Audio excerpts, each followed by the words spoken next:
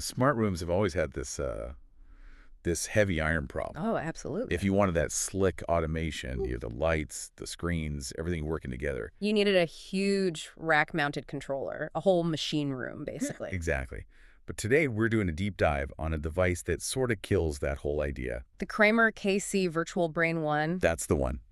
And our mission is really to figure out how this tiny piece of hardware is replacing those bulky physical brains we're all used to seeing. It's a really fascinating pivot in the industry because this isn't just a smaller controller, it's moving control away from custom hardware and into software. Let's get into the specs because they really tell the story here. I was looking at the size.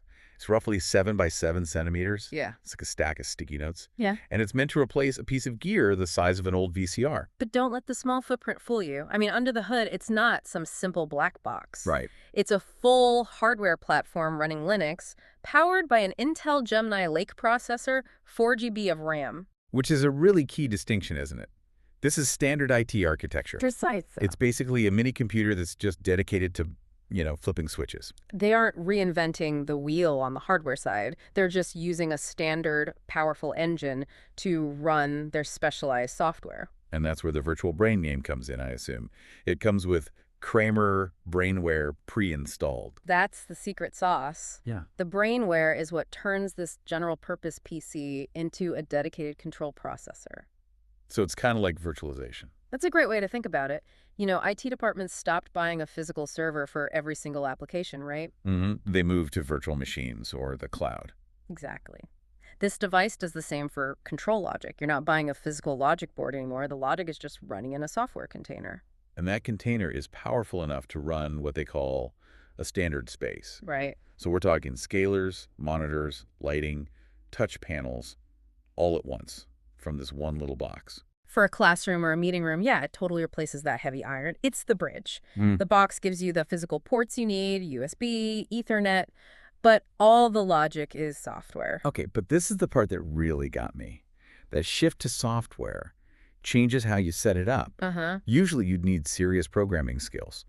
But this uses the Kramer control platform, which has a drag-and-drop builder. And that is the no-code revolution finally hitting the AV world. Yeah. Since the brain is just a gateway to the cloud, you're not hard-coding a chip anymore. You're just, configuring software with your mouse. It just seems to democratize the whole thing. I was looking at the list of what it can control. It's not just Blu-ray players and amps. It's sensors, shades, door locks.